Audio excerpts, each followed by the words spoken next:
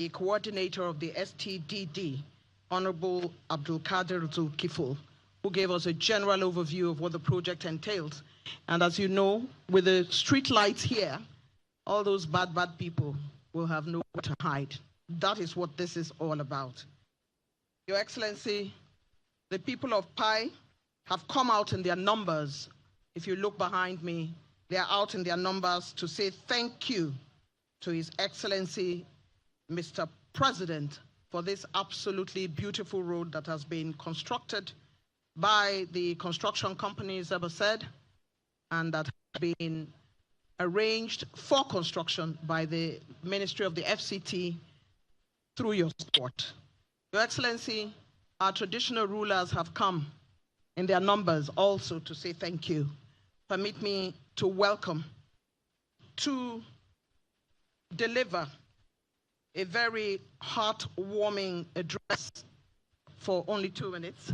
We invite His Royal Highness Sarkin Pai Alhaji Sani Abubakar to make his way forward as he comes to give his own goodwill message. Please, let's clap for him. It's a long walk. Thank you.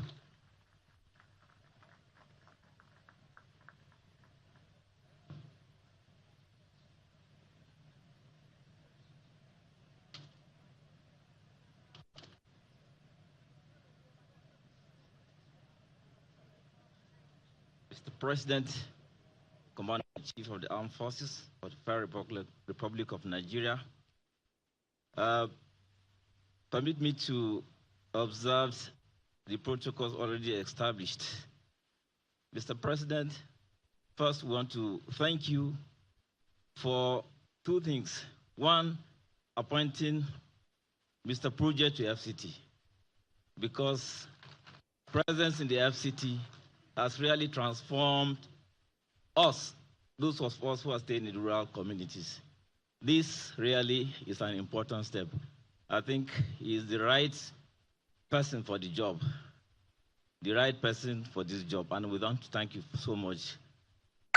Mr. President, this route has really opened up a lot of economic activities for us.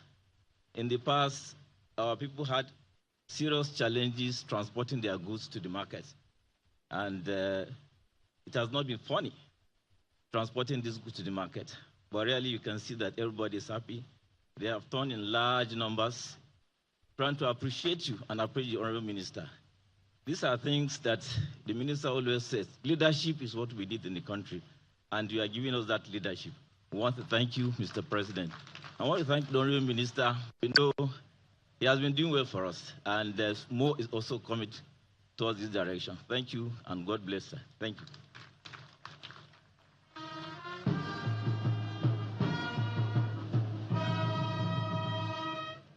Thank you very much, Sarkin Pai Alhaji Sani Abubakar, His Royal Highness. Kwali Area Council is providing the exploration of exciting investment opportunities, especially in agriculture. This is part of why this road is an icing on the cake. With affordable and vast arable land, a peaceful environment, and growing infrastructure has been made possible by the Renewed Hope Agenda. Kwali is ideal for farming, agro-processing, and other agribusiness ventures. With much support, Kwali can become a leading agricultural hub in the FCT. This road, made possible by the FCT administration with massive support of the President's Renewed Hope Agenda, Kwali is now ready for business. Constructed by Zerbased Nigeria Limited. Help me welcome contractors to the project. Managing Director Zerbased, Mr. Adil Aydin Kurt, for his contractor speech.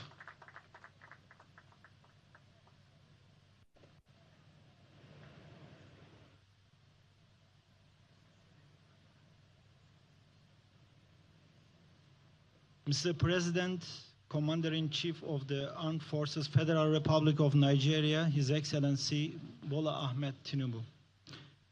The Deputy Senate President, Federal Republic of Nigeria, Senator Barrow Jibril. the National Chairman, APC Dr. Abdullahi Umar Ganduje, Islam. All members of the National Assembly present here. The Honorable Minister of FCT, Barrister Nyesom Wike. The Honorable Minister of State, FCT, Dr. Maria Mahmoud.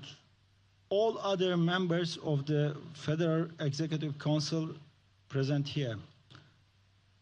Your Excellency, it's a big honor for me to welcoming you commissioning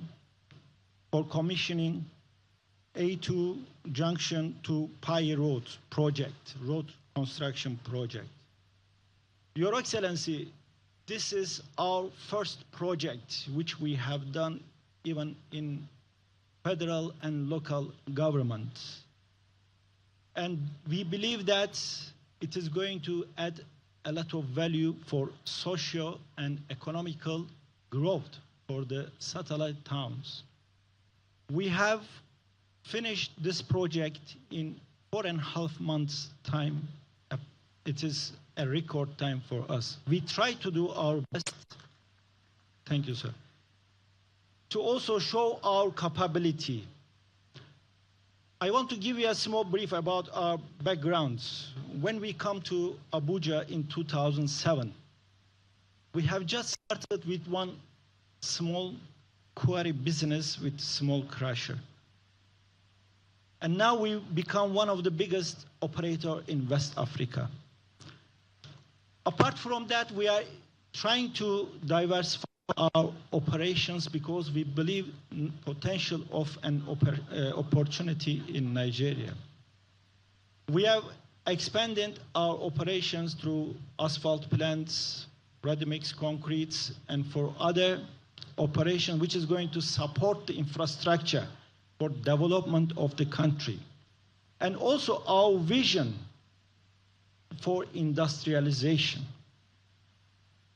Regarding to your agenda, we have got an allocation, then we established Abuja Industrial Park, and I also appreciate to you and Honorable Minister, you gave us free zone status and also allocation from the FCT.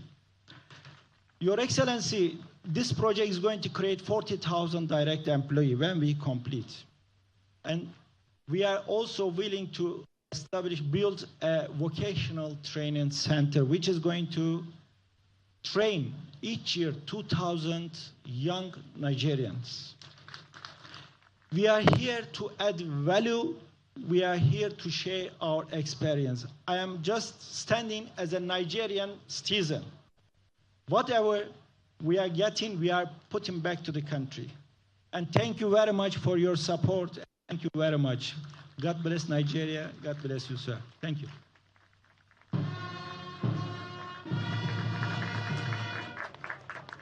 Thank you very much indeed. They are adding value. They are providing a vacation center they wish to put back in Nigeria. I thank the Managing Director of Ceremonial, Mr. Adil Aydin Kurt, for that intervention. Your Excellency, last week at the last presidential commissioning for the week, the Honorable Minister of the FCT, Ezenwu Nyesom Wike, was quite vocal about how thankful he was that people of note, led in chief by His Excellency Mr. President, have honored him for these rush of commissionings and some flag-offs in the FCT.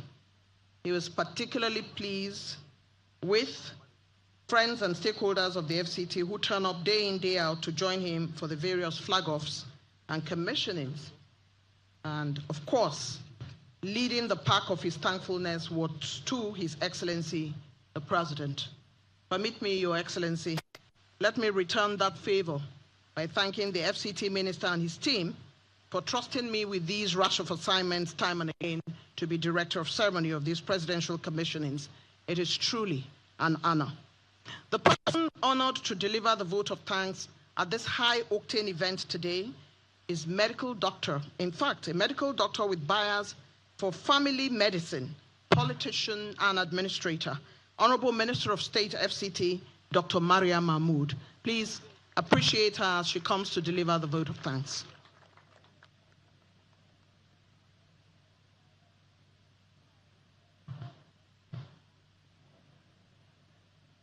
Thank you very much, the Director of Ceremony, Your Excellency, the President, Commander-in-Chief of the Armed Forces, His Excellency Bola Ahmed Tinubu Asuwaju, GCFR, His Excellency, the Deputy Senate President, His Excellency Senator Barrow Jibril, CFR, and all members of the National Assembly that are here serving and former. His Excellency, the National Chairman of our great party, Dr. Abdullahi Umar Ganduji, CON, our former Governor, Umar Bago, the Governor of Niger State, other governors, former governors that are here present, His Excellency, Honorable Minister of FCT, Barrister Izemu Yelsun Wiki, Mr. Project, Life Venture, CON. I feel so delighted and joyful whenever I'm called to come and give a vote of thanks, because there is no duty that is more urgent than to thank the people that deserve that. With profound gratitude and honor, I want to appreciate all the stakeholders and individuals that are able to attend this very crucial and important occasion. That's the official commissioning of the A2 road from A2 Junction, Abuja Lokoja Highway, down to the PAI town here in Kwali Area Council. We want to express our heartfelt appreciation, as always, to the father of the nation, His Excellency, President Bola Ahmed Tinubu, for his unwavering support and commitment to the development of the nation. So also for prioritizing the need of our local communities. We say thank you, Your Excellency, sir. Your leadership continue to inspire progress and unity across all the regions. Thank you, Your Excellency, sir. We also appreciate the leadership of the National Assembly, both Senate and the House of Representatives, for their support, understanding, and inclusive governance. To His Excellency, Barrister Wiki, Mr. Project, our driver, our boss, we say thank you for your visionary and exemplary leadership, your tireless effort and commitment to transforming FCT into a modern and more connected nation capital deserves our deepest commendation, sir. To the partners, contractors, all the technical team, both in FCDA and the Satellite Town Development Department, STDD, we say thank you for your professionalism, dedication, and timely delivery. You can see this road specifically was completed within just under 6 months period of duration. So we say thank you for that. This road, it doesn't just serve as an infrastructure to FCT, but also as a lifeline with objectives of opening economic opportunities, access to healthcare, access to education, access to farm and market, and eventually it will improve the quality of life of the people of PAI, Kwali, and the FCT as a whole. For the good people of FCT and PAI people, we say congratulations for you being the beneficiaries. And we also appreciate your support, dedication, and patience, and your unrelenting hope. We really appreciate that. Your long awaited dream has today become a reality under the leadership of His Excellency Bola Ahmed Tinubu. We say thank you for your understanding. For our royal fathers, community leaders, our supporters, youth, and women groups, we say thank you, whose prayers and support keep us going on and on. We say thank you to you all. As we cut this ribbon today, I wanted to symbolize not only opening the roads, but beginning of a brighter future that will bring us closer to our collective aspiration. Once more, I say thank you very much for coming, and thank you for celebrating this important, tremendous achievement with FCT and His Excellency Bola Ahmed Tinubu under his birthday anniversary. Thank you very much. May God bless you all.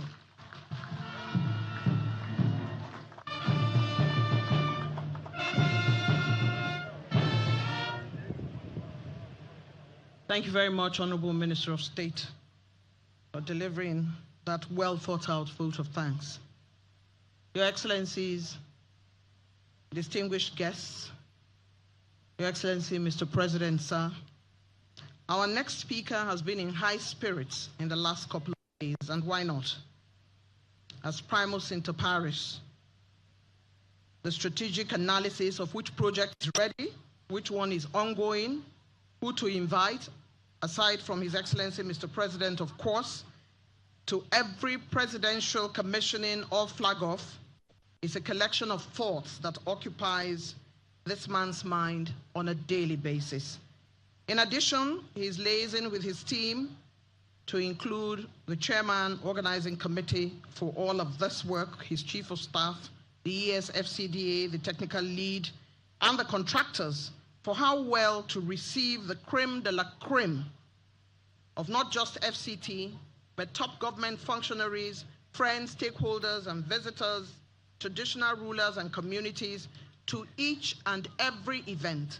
More importantly, how to receive the #1 citizen in the country, His Excellency Asiwaju Bola Ahmed Tinubu.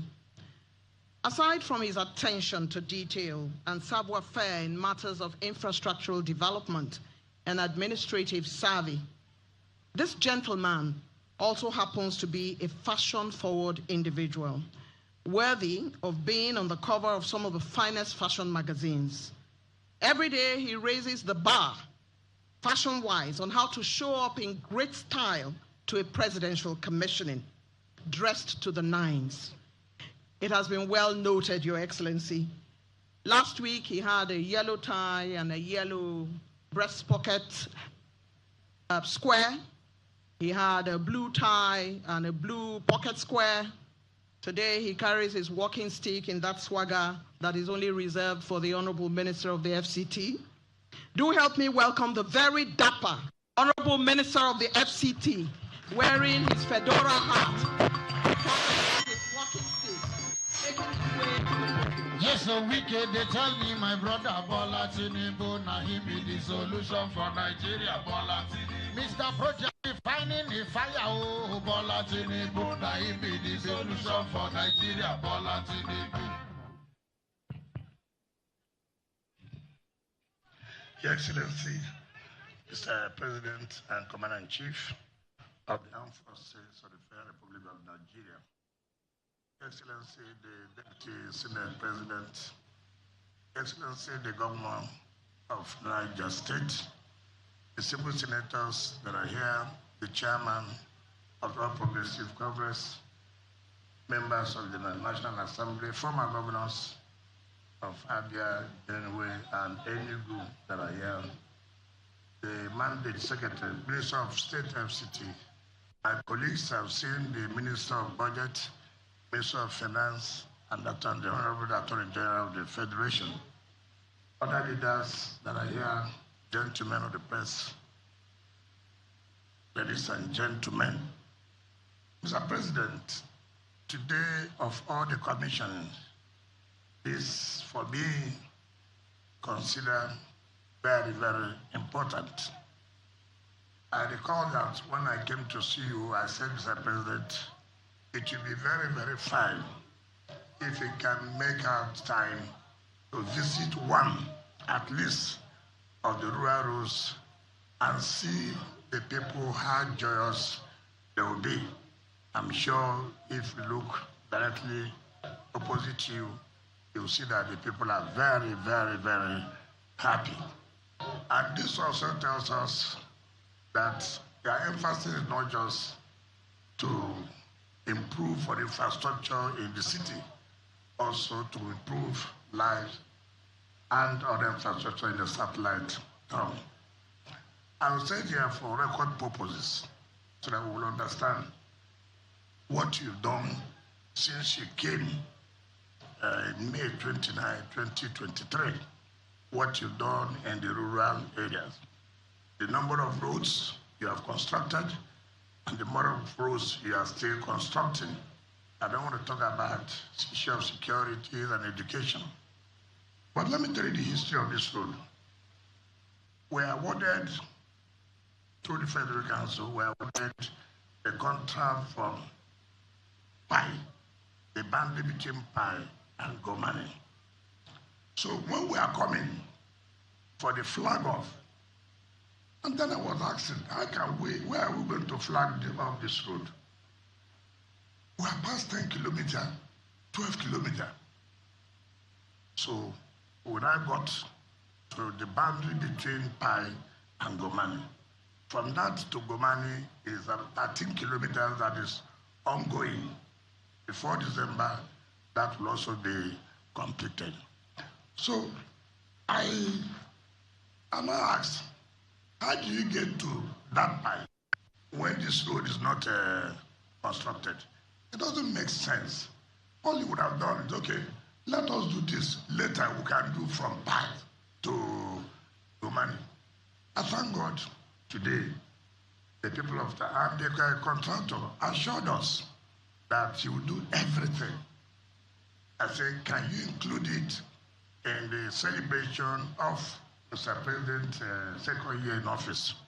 And he said, yes, that he will use this to show his capacity and capability. I also want to thank them. Now, from Gomani to Yanguji is another 13 kilometers, which we have told the managing director of this company to make sure he starts work from Gomani to Yanguji. At the end of the day, along the stretch, he would have done about 45 kilometers of the roads in this area. Your Excellency, recall that when we were appointed in August 2023, in your supplementary budget, you included, through our request, emergency roads, and funds were provided in the national budget. 6 emergency roads, and you provided funds. And these 6 roads affected the entire 6 area council. And I want to inform you that all those roads have all been commissioned. All those 6 roads have all been commissioned. Today, I will read out what you've done so that everybody can hear. Everybody, so that those who are doubting Thomas's can go and check these roads they are talking about. Is it in existence or just mere propaganda?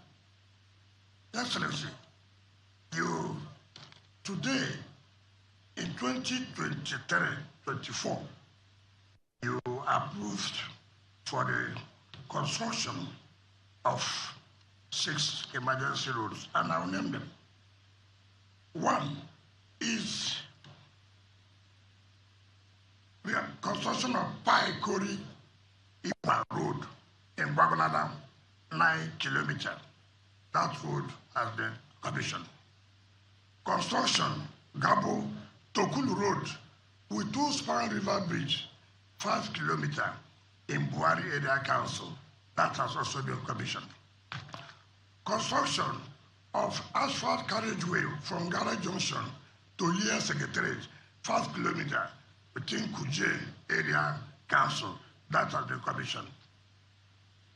Construction of Yangoji, Sokuku, Ebo Road, 11 kilometers in Kwali Local Area Council. That also has been commissioned.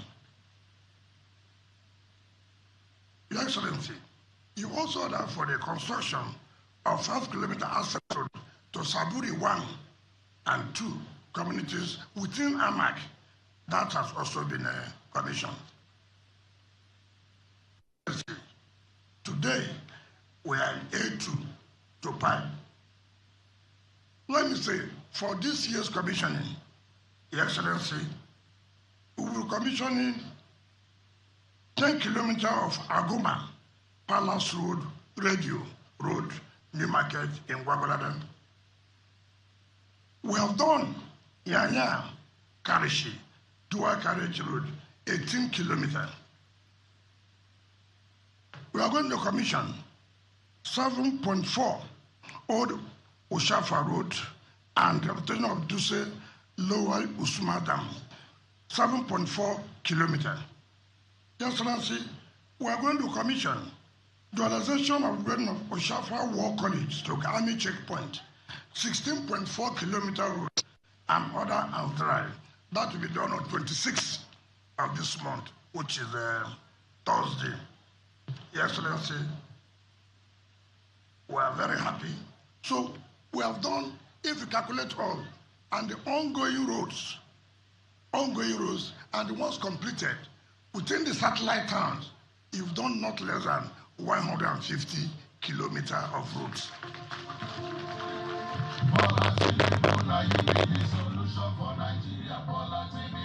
So I try to say this so that people will not think every time we're in the city, what is happening in the rural areas. We've been able to open most of the rural. If you came here, you will wonder, assuming there was even crime, how will police enter here? How will security men enter here? It would not be possible. And look at the vast area of land. We are talking about food security. With this, those of you who want to be farmers, real farmers, we are willing to pay compensation to communities and give you farmland so that we'll come out of the food problem, which the federal government is trying to solve. So, but real farmers, not political farmers who will keep the land as speculators. And then when they know much development has come, they start going to sell the land. So we're happy with the kind of support you've given to us to achieve all this result. You see, you can give somebody an appointment and he does not have support. The person cannot do anything. But when you have given somebody an appointment and you give him that support to actualize his job, that's always happiness. And for us, we are very, very happy. You can imagine the people are happy. When the people are happy, you will be happy. But when the people are angry, you will not be happy. I'm sure as you're living today, you'll be very, very happy. Even when you get to the villa, you'll be very, very happy. On this note, Mr. President, I invite you to talk to the people of PAI who have been waiting and commissioned this 15-kilometer road. Thank you, and God bless you.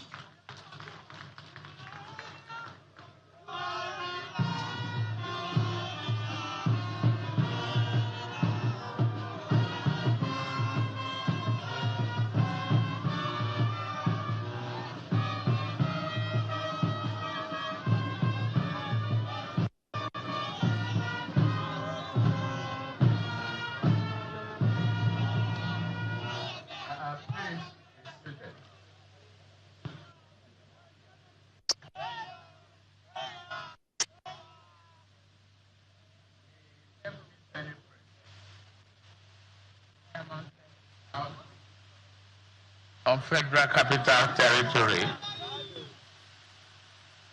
member representing the Assembly,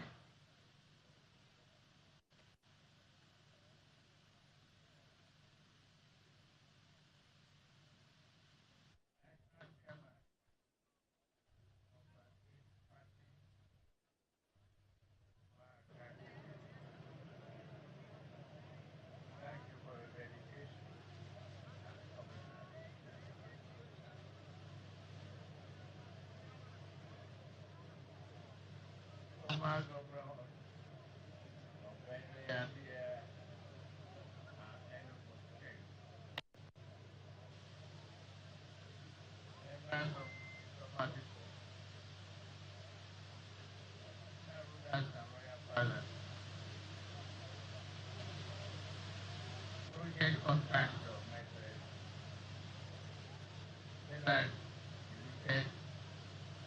senior government officials, gentlemen of the press, and the director in Abuja. Thank you for a well-organized ceremony and the commissioning program. I just left the commissioning of a great mechanization to come here. And looking at what we saw on our way here, we saw opportunity, prosperity, and for the establishment of ranches,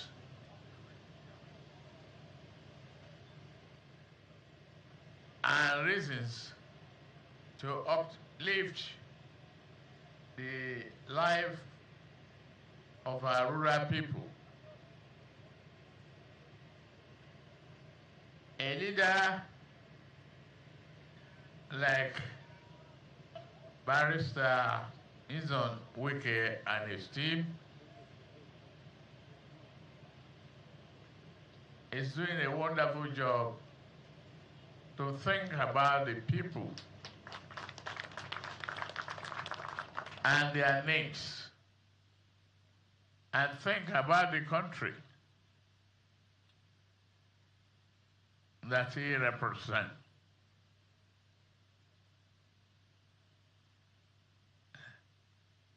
Thank you, Mr. Project. Thank you, Nyesom Wike, for all you are doing. We greatly appreciate the efforts you and your team put in place to achieve this. Ordinarily, as a president, I wouldn't have been here and noted what is here. I thank the traditional ruler and the people of this neighborhood for living their lives quietly. On my way here, I observed the need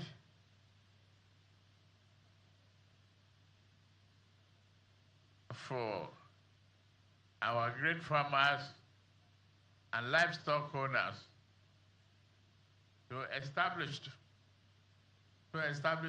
the opportunity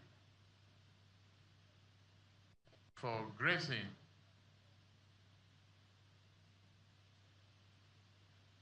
and do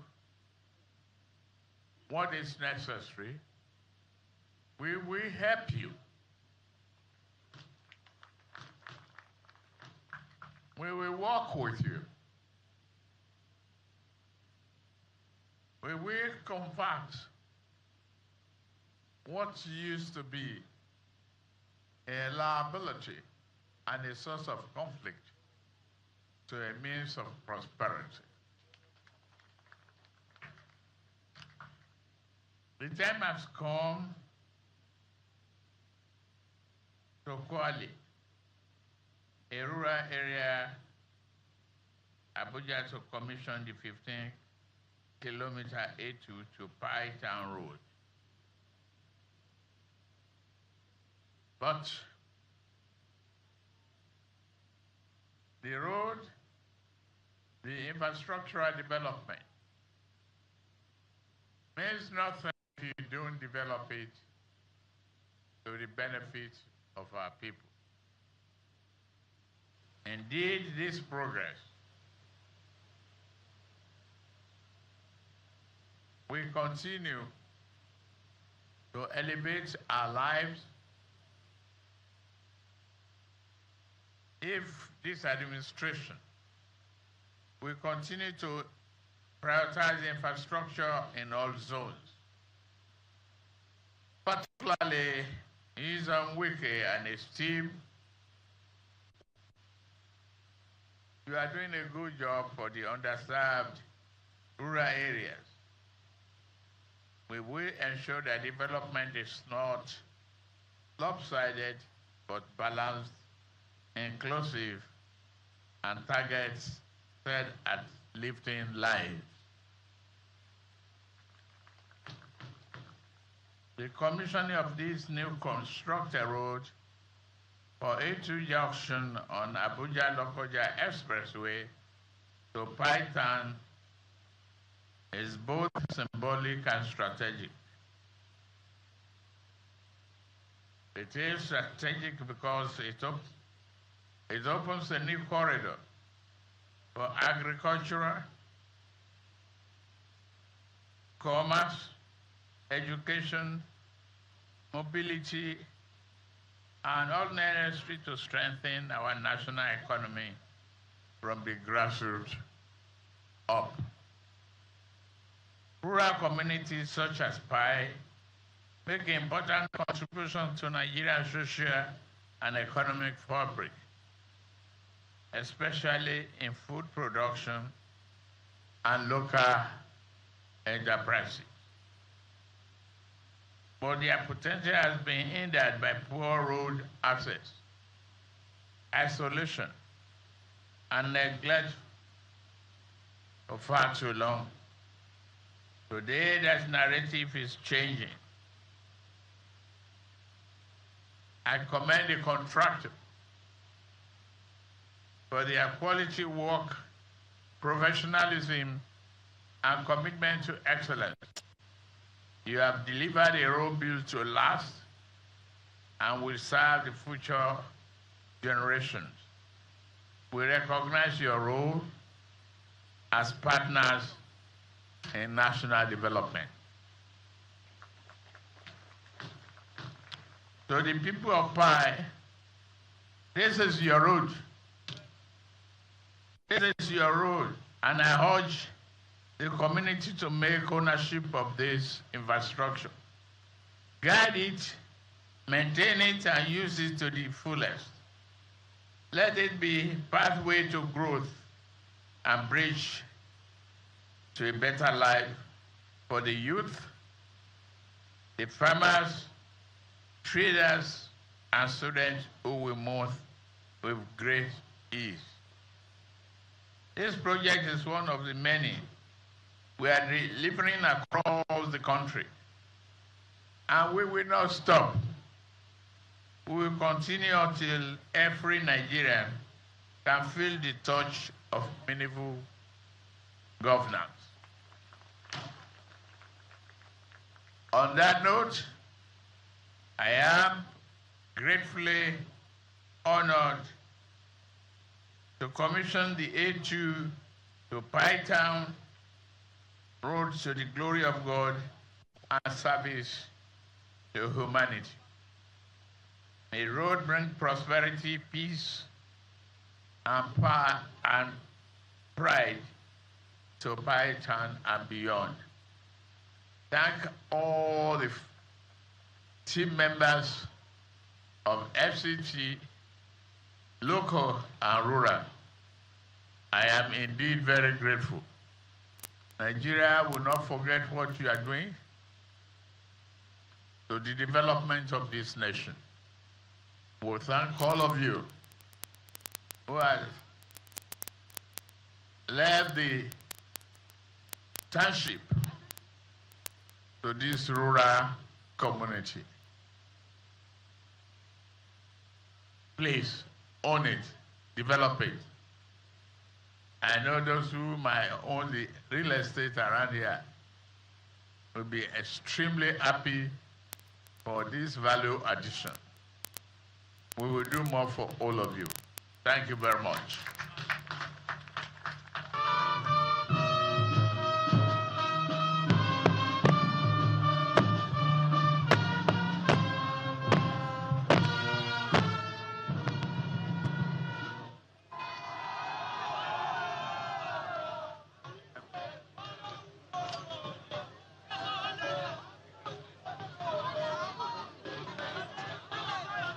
To the glory of God Almighty, to great commitment to humanity, for the economic prosperity of PAI rural area, I commissioned to the project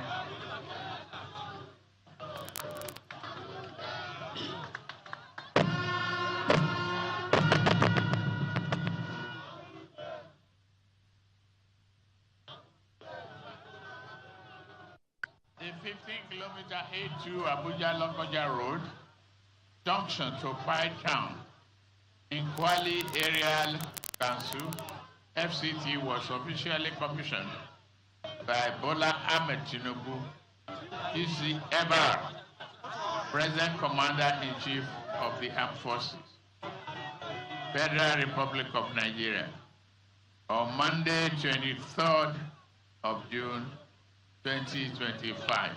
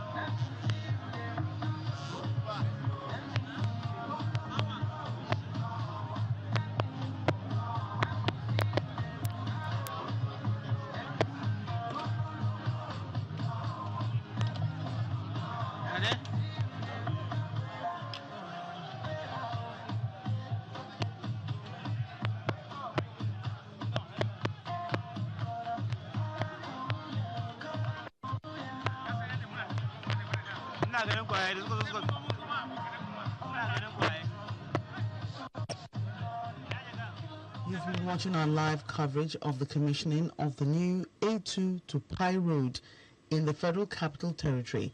Please stay tuned as we return to our other programming for the day.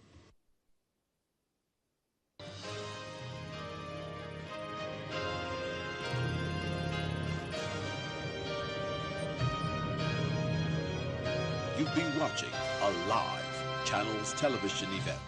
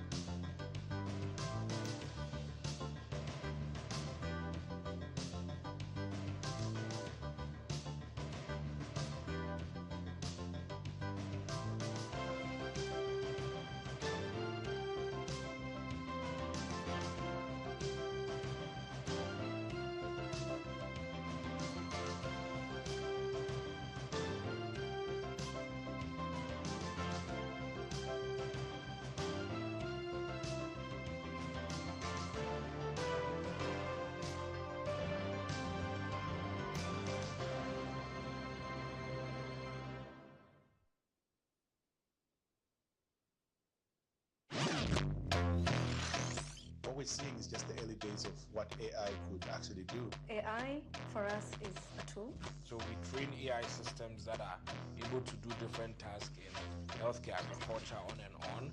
Africa is young.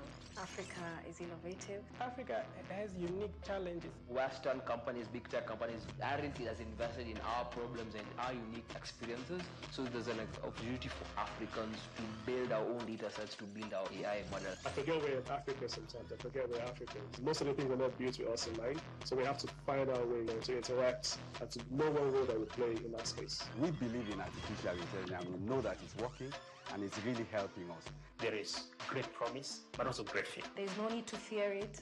And as long as there is humans behind the technology, we're going to all enhance or embrace this superpower enabling technologies. Welcome to Odibet, the ultimate destination for sports betting and thrilling casino games. It's time to level up your game. Odibet. Bet smart, win big, play with confidence. Unbeatable odds, non-stop action, fast payouts. And it's all safe, secure, and just a click away. What do you bet? Bet smart, win big, play with confidence. What do you bet?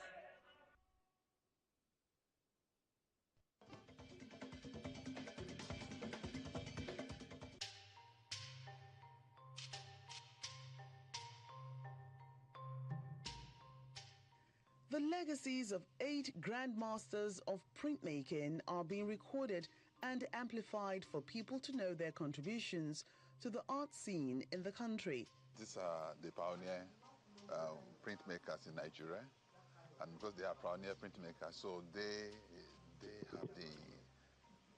had the forefront of how printmaking is done in Nigeria over time. I mean, if you look at the speeches that have been made, these things date back to as far back as 50, 60 years now. So these men are still with us, and which is a good thing. But few of them have gone. I mean, those that are alive, like the Bruce Onabakwaya, David Quayle, and like Professor Sakubi and Dr. Adeyemi. These people are grand masters in printmaking.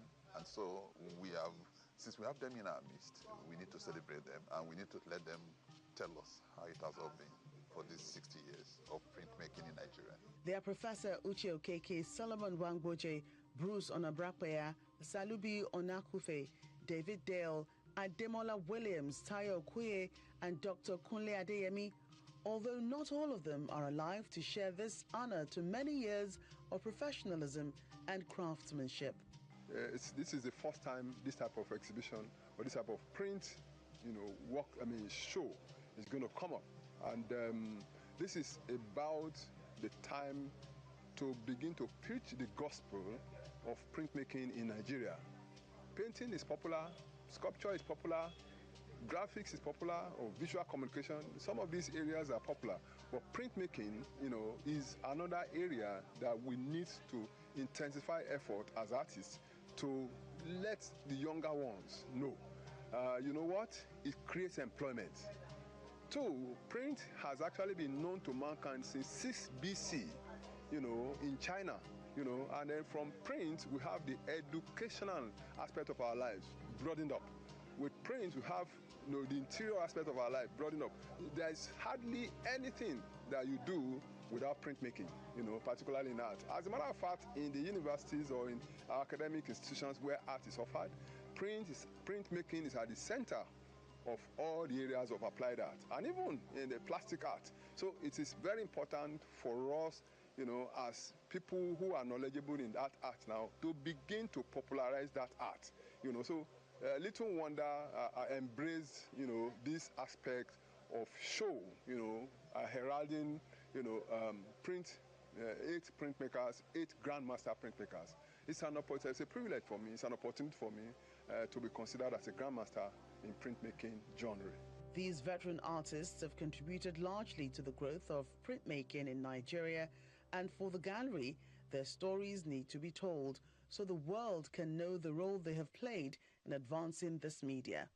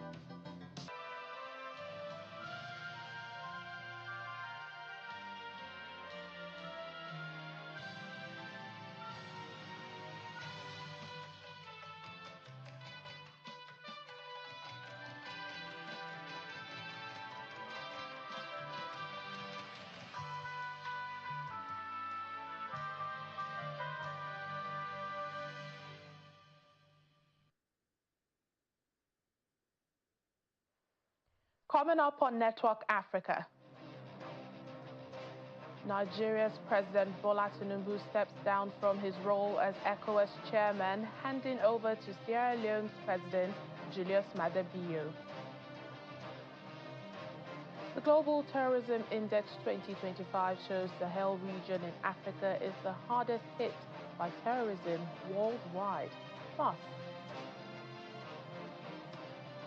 Mali's interim president, Assimi Goïta, is on a state visit to Russia, laying a wreath at the tomb of a known soldier.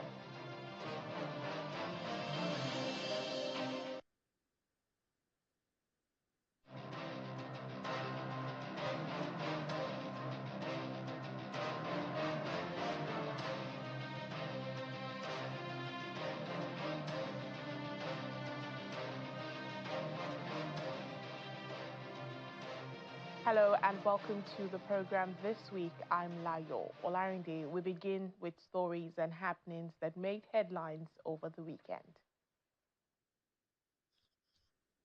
Please be seated. On Saturday, the West African Economic Summit hosted by Nigeria in Abuja ended with Benin Republic's President Patrice Talon highlighting one of the region's main barriers to integration as language. Ceci est là une preuve de notre incapacité à nous intégrer parce que nous ne parlons pas tous la même langue, aussi dans une région qui n'est pas. This is the proof that we are not able to integrate ourselves because all of us, we are not speaking the same language, and it's difficult for us to understand each other. President Talon paused mid-speech to switch interpreters to prove that language is a major barrier, making the region unable to integrate itself. Même si l'anglais est la langue la plus partagée au monde et que chacun des Africains doit parler l'anglais, je suis trop vieux pour apprendre l'anglais, que prochainement nous puissions nous communiquer, nous échanger en Yoruba, en Swahili ou en Hausa. I'm too old to learn English, but I hope that in the future, and even if I recognize that all Africans should speak English, I hope that in the future we should have this type of discussion in Yoruba, Hausa, or Swahili. His remarks were followed by calls by Nigerian President Bola Tinubu for deeper integration, collective action, and shared prosperity. We gather at a decisive moment. Today is not about celebrating how far we've come, but forging a new path that leaves behind fragmentation amidst opportunities and moves all towards deeper integration, collective action, and shared prosperity. West Africa is one of the last great frontiers of economic growth. Yet, opportunity alone does not guarantee transformation. Opportunity is not destiny. We must earn it through vision, integration, policy coherence, collaboration, and capital alignment. And on Sunday, two South African engineers, Frick Potgieter and Peter Hoekstra, returned to Johannesburg, cutting short their 12-year sentence by presidential pardon after spending over 2 years in prison in Equatorial Guinea. Apply pardon to these two groups. The pair were arrested on February the 9th, 2023, and sentenced to 12 years in prison on alleged drug trafficking charges. Their release was confirmed on Saturday evening after the pardon was granted by Equatorial Guinea's president. We welcome them back in South Africa with the clemency, the presidential pardon from the president of Equatorial Guinea, who has found it in his wisdom to apply pardon to these two good South Africans who have stayed in Equatorial Guinea for almost 2 years now, and they were sentenced to 12 years. In July 2024, the United Nations Working Group on Arbitrary Detention concluded that the oil workers had been unlawfully imprisoned. At the time, the UN urgently called for their immediate release. President Julius Maada Bio of Sierra Leone has emerged as the new chairman of the Authority of Heads of State and Government of the Economic Community of West African States, ECOWAS. This is as Nigeria's President Bola Tinubu's two-term reign at the helm of affairs of the regional bloc comes to an end. At the bloc's 67th ordinary session, which held in Abuja, outgoing chairman President Tinubu expressed concern over the slow pace in activating the ECOWAS standby force, urging West African leaders to move decisively from planning to implementation in combating terrorism and transnational crime. Our State House correspondent, Emperor Simon, reports. The last time the authority of the heads of state and government of ECOWAS met in this hall, the decision to approve the exit of Mali, Niger, and Burkina Faso was reached.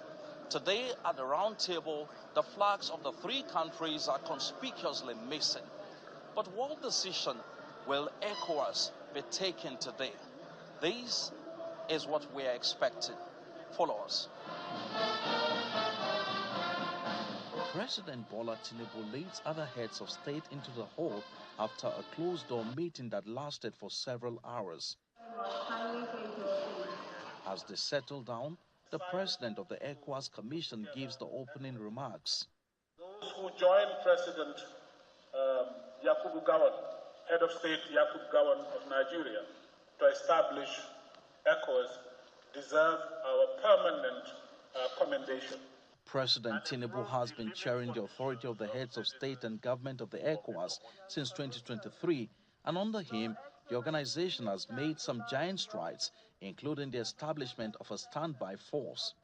We must act decisively to operationalize the ECOWAS standby force on the fight against terrorism to serve as an instrument for peace and stability for our region. After the speeches, the meeting goes into a closed-door session for a few minutes before members of the media are asked to return for a brief on the major outcomes. It has been a profound honor and privilege to lead this esteemed body, and I remain deeply humbled by the trust and support you have extended to me throughout my tenure. As I now hand over the mantle of leadership to my great friend and dear brother, His Excellency, President Julius Maada Bio of Sierra Leone,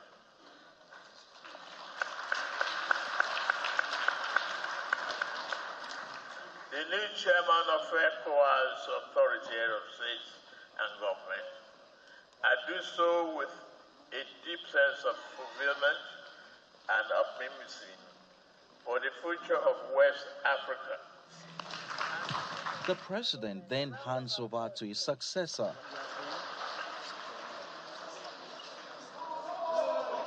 He vacates the chairmanship seats to take his new seat as a member.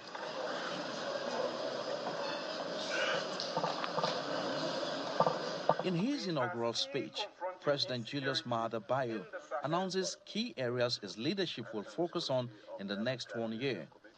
As chair, I will prioritize 4 key areas. First, restoring constitutional order and deepening democracy. Second, revitalizing regional security cooperation. Third, unlocking economic integration. Fourth, building institutional credibility. ECOWAS must reform itself and become more transparent, efficient, and responsive to its people's needs. With that, the event comes to a close as President Bola Tinubu and the heads of state make their way out of the hall. But the president of the ECOWAS Commission engages members of the media for more on the outcomes of their engagements. With regard to our relations, ECOWAS's relations with the members, the 3 member states that have withdrawn and formed the Alliance of Sahelian States, the authority has decided on the appointment of a suitable candidate as the chief negotiator to lead the discussion with the three countries. ECOWAS may have been facing challenges just like any institution, but ECOWAS remains what it is. And these words of assurance given by the ECOWAS Commission President as to the strength of ECOWAS in the face of its challenges is one thing that President Julius Bayo has to run with as the new chairman of the Authority of Heads of State and Government of ECOWAS. From the banquet hall of the State House in Abuja, Emperor Simon, Channels Television News. Mali's leader, Assimi Goïta, is scheduled to meet with Russian President Vladimir Putin at the Kremlin. This is during his ongoing state visit in Moscow. President Goïta took part in a wreath-laying ceremony at the tomb of the unknown soldier in Moscow on Monday, adjusting ribbons on a wreath and saluting marching Russian servicemen. According to the Kremlin, Mr. Goïta will hold talks with Russian leader Vladimir Putin. Both leaders are expected to discuss bilateral cooperation in various spheres, as well as topical issues on the regional and international agenda. Since the 2020 military coup in Mali and Russia have strengthened their relationship, with Russia becoming a key political and military partner for Mali's ruling junta. This partnership has seen increased cooperation in various sectors, including military assistance and mineral extraction. South Africa's President Cyril Ramaphosa has expressed concern after the United States joined Israel's bombing campaign against Iran. President Ramaphosa is urging the U.S., Israel and Iran to allow the United Nations mediate a peaceful resolution to the conflict. At the onset of Israel's ongoing airstrikes against Iran, African governments issued a range of responses following the attacks. While some states, such as South Africa, Sudan and Mauritania, condemned the attacks, others refrained from criticism, issuing measured statements urging de-escalation and dialogue. Well, the African Union was among the first to respond, expressing deep concern over the violent escalation, which killed hundreds and wounded thousands, and calling on all parties to avoid further military action. Well, South Africa, which is a long-time pro-Palestine ally, condemned the Israeli attacks, slamming violations of international law. The country has consistently stood against Israel's military actions in Gaza.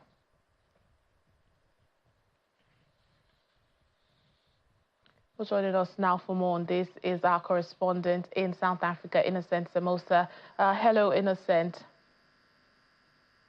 Hello, colleague. A very good evening to you and our viewers. It's good to be alongside you. Welcome to the program. A surprising turn of events in the Middle East we saw, over the weekend. The U.S. joining Israeli strikes on Iran, which has prompted President Ramaphosa's call for a peaceful resolution. Tell us more about the president's reaction and message. Yeah, indeed. South Africa's government has expressed concern over the United States military involvement in the escalating conflict between Israel and Iran, but also, slotting in America in that. But of course, President Cyril Ramaphosa had mentioned that he had hoped that the United States, particularly under President Donald Trump, would use its influence to promote dialogue between these two nations. But we also heard a colleague from the presidency spokesperson, that is Vincent Magwenya, saying that South Africa is now calling on the United Nations to take lead in brokering some sort of peace. So it does seem as though South Africa wants to throw its hat in commenting as to what is happening there in the Middle East. But yeah, for now we do know that the South Africa is condemning the United States at the moment, colleague. Well, in light of the heightened tension, the conflict in that region, what is the situation with South African citizens living or working in the Middle East? We know some countries, have started repatriating their citizens. Yeah, so we have not had anything from the Department of International Relations. I guess they're working around it, which is a difficult operation. We do know that some planes are grounded at this point in time. So we've not heard from the Department of International Relations as to how they're going to carry out the operation, and we do not know how many South Africans are basically, stuck in Israel or in Iran. But as soon as we get those, details, we'll be able to share them with our viewers. But we do know, colleague, that the ambassador of Iran to South Africa has agreed to speak to Channels Television, and that will be on Wednesday, where he will tell us what his views are with the current escalating conflict in the Middle East. Layo? All right, then, Innocent, we do wait for that interview. In the meantime, thank you so much, Innocent Musa, our correspondent in Johannesburg. Thank you so much, colleague. Well, let's take a break now on the program. Still ahead. Nigeria sweep titles at the first ever IFAF Africa Flag Football Continental Championship in Cairo, Egypt. We'll give you more details after the break. Please join us again. Breaking news. Again with the latest Russia's invasion of Ukraine. Developing stories. And the conversations that matter. We see an increase because of the economic pressure on them. The people are paying more for crossing borders irregularly. Get a glimpse of the world around you on The World Today. Weekdays at this time.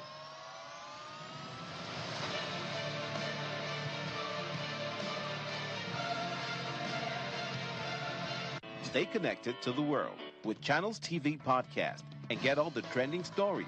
Simply log on to channelstv.com. Click on podcast, select the program of your choice, and listen. Our podcast is available on Apple, Google, and Spotify. Tap the expertise you trust. Touch the stories that touch you. Anytime, anywhere.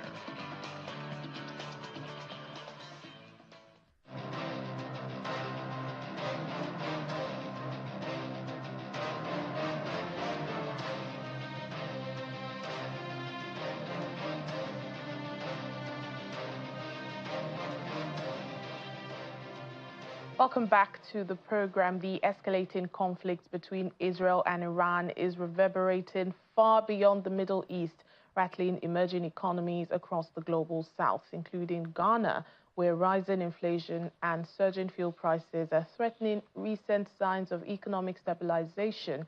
In Accra, the capital, fuel costs are climbing sharply, impacting both transportation and trade. For ordinary Ghanaians, the effects are tangible, affecting food and transportation, with small business owners also feeling the strain. As Iran remains a key player in global oil production, Israeli strikes on its nuclear facilities and Revolutionary Guard infrastructure has sparked concerns over further disruption to global oil exports. A former UN senior mediation advisor, Emmanuel Bombade, in Ghana, is urging his country to maintain a neutral stance in the growing conflict. Anytime there's rise or fall in dollar, it affects our business, because if the dollar goes up, definitely our items too, the price will go up. And when it comes down to, it will also come down. So all that we are asking from the government is for the dollar to be stable, so that our prices for our item can also be stable for our customers. At any time that we have such a global crisis, it is not for us to pick between one or the other party, but to ask what laws have been violated, what precedents have been reneged upon, and to call for the respect of those international norms, regulations that have been violated, and to bring everybody to respect them. We need to pursue our current foreign policy that is inspired by positive neutrality, fully aware that, one, if this war were to expand in scope, then the effects are going to be very long term. And what that will mean is working very hard at the level of the African continent to be able to define a foreign policy in which the unity in Africa of a collective voice informs how we respond. And once we do that, we can then see within ourselves as Ghana how we continue to be a leader in inspiring this common sense of unity. To security matters now, the 2025 Global Terrorism Index, GTI, is reporting that the Sahel region in Africa accounted for 51% of global terrorism-related deaths in 2024, and that's up from 48% in 2023. According to the report published by the Sydney-headquartered Institute for Economics and Peace, the Sahel also accounted for 19% of all worldwide terrorist attacks in 2024. In the region, Burkina Faso remains the most affected country. Over 700 deaths recorded across the country were linked to the group JNAW. In Niger, more than 400 lives were lost in terrorist attacks last year. Insurgents reportedly targeted villages, military outposts, and also public gatherings. In Nigeria, attacks in the northeastern states of Yobe and Borno killed hundreds of people and wounded several others in 2024. In Mali, a brazen attack on the Gendarmerie school in the southern part of the capital, Bamako, left 60 soldiers dead last year.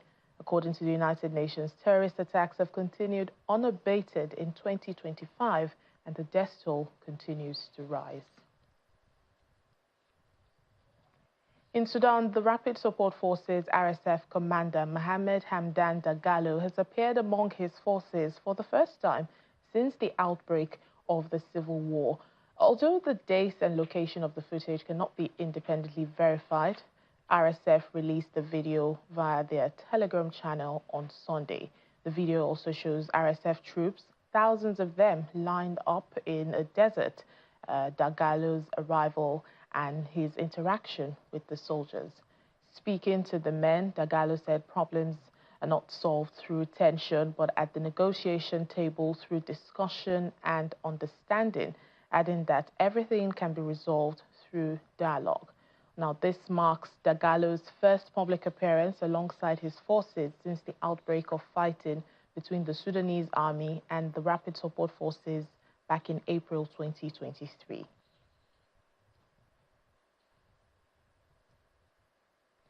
Humanitarian aid and consignments have been dispatched to the communities worst affected by the flooding in South Africa's Eastern Cape province.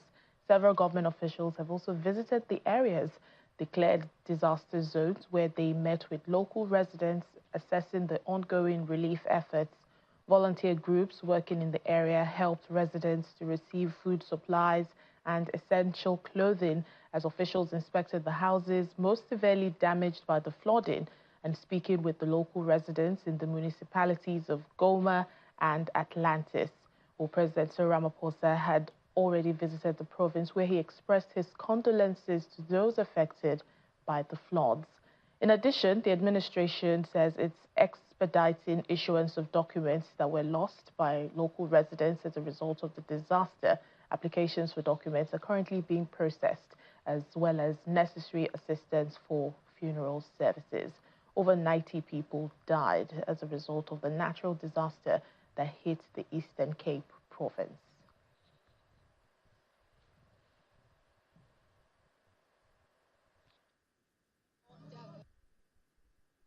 We were with our partners from Gifted the Givers, where we were able to also donate some relief packages to the community. We've also committed to working with, of course, with the provincial government as well as the district municipality to see how we can assist with expediting the relief efforts to ensure that those affected are able to go back to their houses by the 17th of July, which is the cutoff date. We had about more than 200 people who we have issued waivers for, which means that they will be getting their identity documents and their birth certificates for free, because we understand that they are affected by the floods. Burkina Faso has launched an unprecedented national environmental campaign with the aim of planting 5 million trees in 1 hour as part of their fight against desertification. The initiative, called the Patriotic Hour for Greening the Nation, was held in conjunction with the country's 7th National Tree Day. Thousands of citizens from across the country took part in this event, which began at 8 a.m. as people planted trees in urban and rural areas. They carried seedlings, dug holes, and watered the newly planted saplings. In Bobo Dioulasso, that's the second largest city in Burkina Faso, residents also came together in Sector 25 to plant more than 2,000 trees. The campaign represents just 25% of the country's ambitious target of planting 20 million trees this year. During Saturday's operation, more than 4,600 of these plants were introduced into the local ecosystem. The campaign comes as the country, like many Sahelian countries, are grappling with advanced desertification, climate change, and environmental degradation.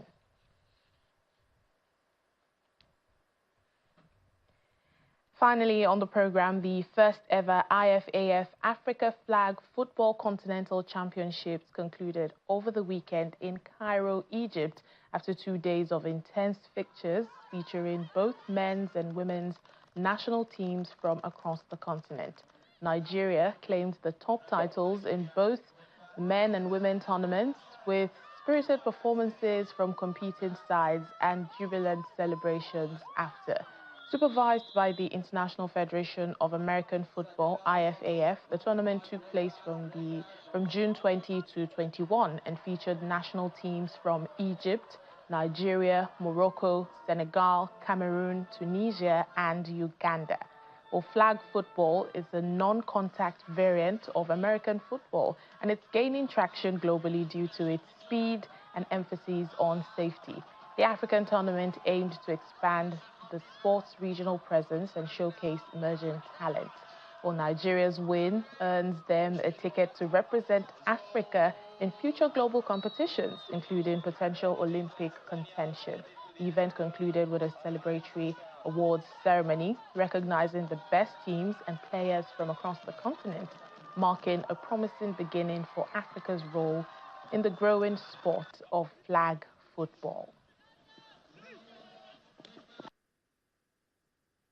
Today's competition was great, like first of its kind, and I'm happy for the turnout. It was very competitive, and it's good to know that we have a lot of countries that play flag football, and it's good to develop in other countries, honestly, in this part of the world. So I'm so happy this came out successful, honestly, man. It came out very successful. I thank you for Egypt for hosting this. Egypt did a great job hosting this, and we thank God, we still played them in the finals, and it was a great job. We played great with them. They played great, and we won. We thank God. The competition was very tough. It was very intense. But it exceeded my expectations, to be honest. But we thank God that we were able to come through with the win. And both our male and female had gold medals. Thank you. Well, congratulations to the Nigerian team. And that's it on the program for today. Thank you for watching. I'm Layo Olarengi.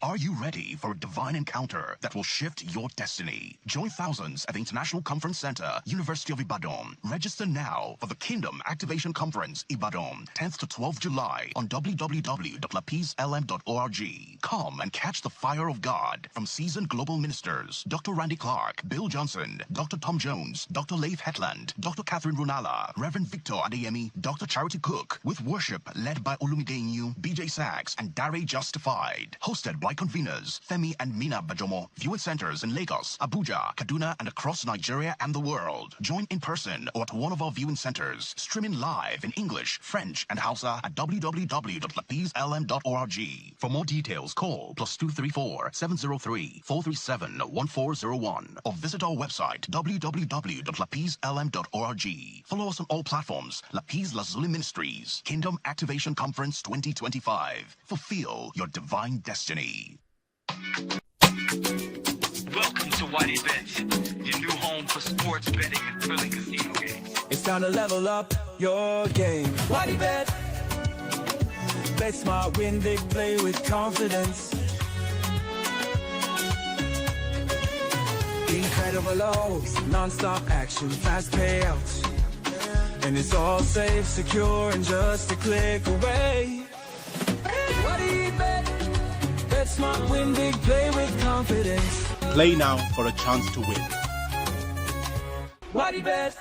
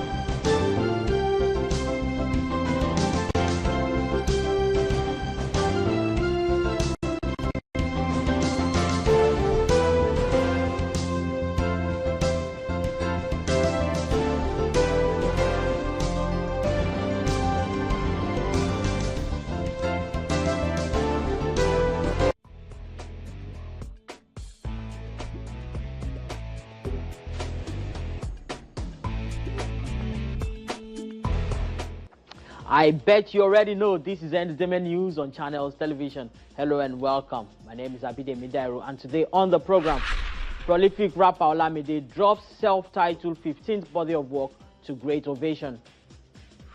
Like father, like son, Femi Adebayo speaks on getting out of the shadow of his father, Adebayo Salami, who is set to mark his 60th anniversary as a filmmaker.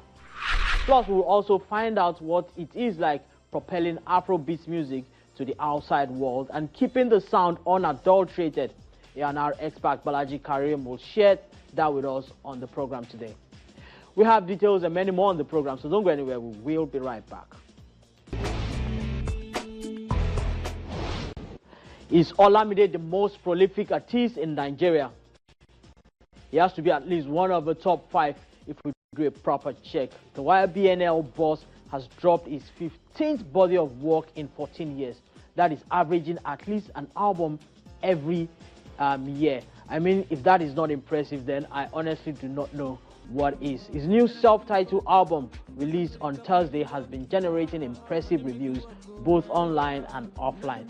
The 17-track album receives guest appearances from Wizkid, Ashake, Sheyi Vibes, Young John, Budge, and DJ Spino, alongside some international collaborators, including hip-hop legend Dr. Dre and Pop Can. I'm gonna party like 99. So while Olamide is perhaps leading the charge in size and the number of works put together, Grammy-winning artist Burna Boy is also making sure that his name is also registered in that list. The self-professed African giant has officially announced July the 11th as the release date for his highly anticipated 8th album, No Sign of Weakness. The album announcement comes with the reveal of a striking album cover which reflects his signature fusion of pride and Afrofuturism. While full track details remain on the wraps, Burna Boy also dropped the official date for his first leg of a tour, which will kick off on the album release day in Portimao in Portugal.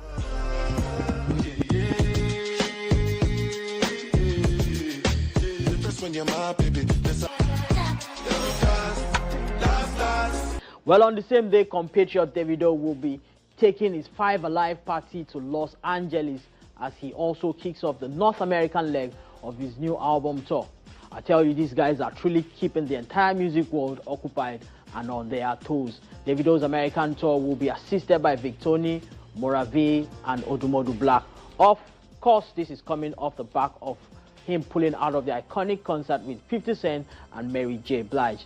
The unavailable singer cited misalignments regarding event execution, particularly those required to maintain the integrity of his own performance, as the reason for pulling out.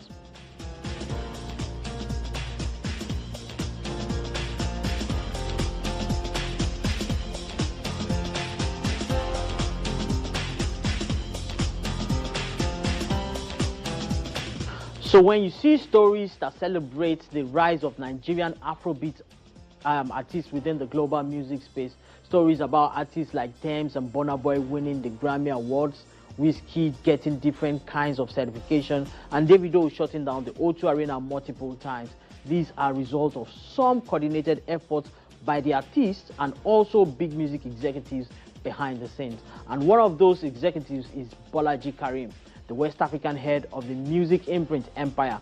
I met him recently and asked him about promoting Afrobeats on the global stage and also ensuring that the pressure of getting international attention is not forcing artists to adulterate their original sound. And this is what he had to say. Thank you for this question, but really it's not been easy.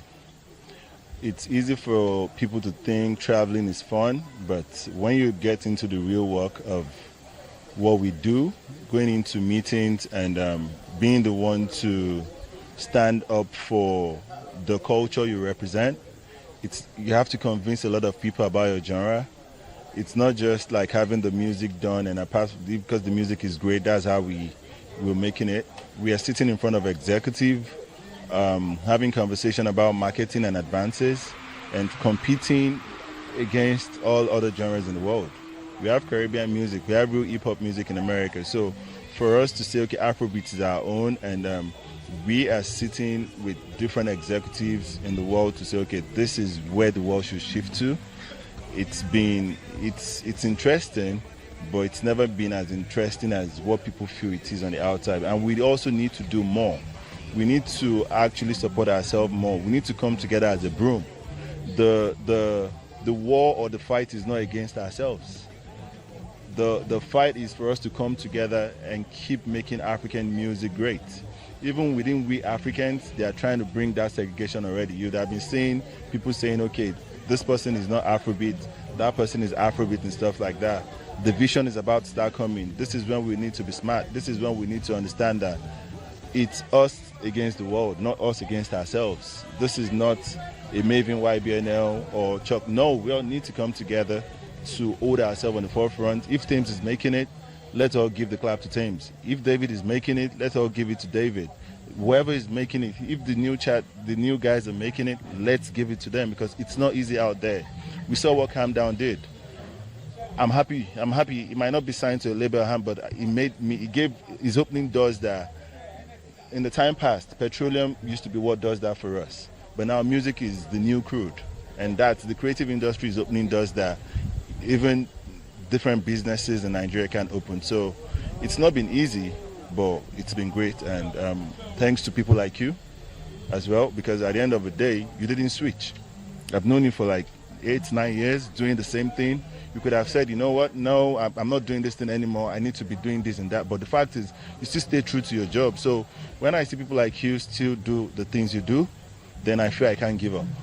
Thank you for the commendation. I must thank you as well. You sit in front of other executives from other parts of the world, and you speak to how there is competition from Caribbean music and other kinds of music. How much pressure, especially, do you have to defer when you're speaking to international executives about adulterating Afrobeat? I spoke with one artist, I don't want to call his name, and say sometimes they try to infuse sounds that are foreign to his music, and he and his team eventually has to say no, we're not doing this and that. How much pressure do you have to make sure, do you undergo to make sure that Afrobeat remains very true and pure?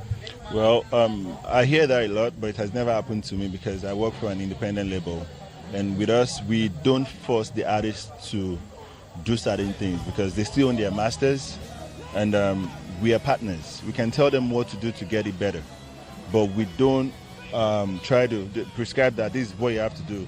Recently, we've done a lot of writing camps in San Francisco, and we'll be doing another one again soon after BET. We have a few of our artists come together. So the difference is we don't just go and sit with other creative producers out there. We bring our team, we bring our artists, we bring the Shei Vibes, we bring the Ayomap, we bring the Folaz. We put them there with our producers like Blaze, like Nip Keys, like Cookbit. So already the self-confidence is there that we came in full. Most time people find these problems when maybe they are not there with their producers. So they are forced to use the writers, the producers, which is good. You can learn from them. But the fact is, as an executive, when I know you're taking my artist out of the box, I can always say, no, this is not for me, this is it. So we also need to manage ourselves very well, guidance. That's where we actually need proper A&Rs that can stand up and say, yo, with all due respect, we appreciate the fact that you guys are investors, but no, my artist is not doing this. And that's sometimes why we have to stand up for ourselves, and that's the truth. Now let us switch our attention to Nollywood, where multiple award-winning actor Femi Adebayo is emphasizing the phrase like father, like son, with the celebration of his also filmmaker father, Adebayo Salami. Find out details in this next feature. The atmosphere is rich as celebrated actor and filmmaker Femi Adebayo hosts an intimate gathering in honor of his father, veteran actor Adebayo Salami, marking an incredible 60 years of impact and resilience in Nollywood. The atmosphere quickly turns nostalgic as the elder Salami reflects on the start of his career, from the stages of Yoruba theatre to the lights of the Nigerian film industry. I was working with Alhaji Femi Okuno as his personal assistant. We led the Federal Ministry of Works together because I was working at the Federal Ministry of Works then when he was the Federal Minister for Works and Housing. Then instead I should follow him to his chamber because he is a lawyer by profession. As a matter of fact, I named Femi after him. Alhaji Latif Olufemi Okuno, and this is Latif Olufemi, my name. Maybe I heard too much stories though. It was very difficult to start, but there's nothing I can do. I wanted to go away, went to borrow money. Then later when his wife died 7 years after, I said, I'm no more interested. I'm not interested in this profession anymore. Then late Dr. Bagundi called me and he said to me, Allah Kori, wanted a low theater mother. She said, you are no mother. I said, Baba, he said, no. Don't you know that you have future in this profession? I don't know how to say that one in English and you can interpret it. Be I don't know where she to Lushimani bega. Bo bachi ni bega to Lushimani adonwo. So I don't know, which means success comes with so many obstacles.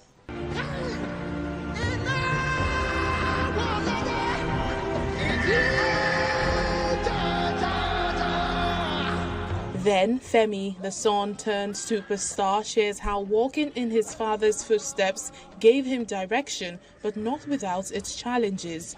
He opens up about the early struggles of stepping out of his father's shadow and navigating family and power dynamics while working together on set.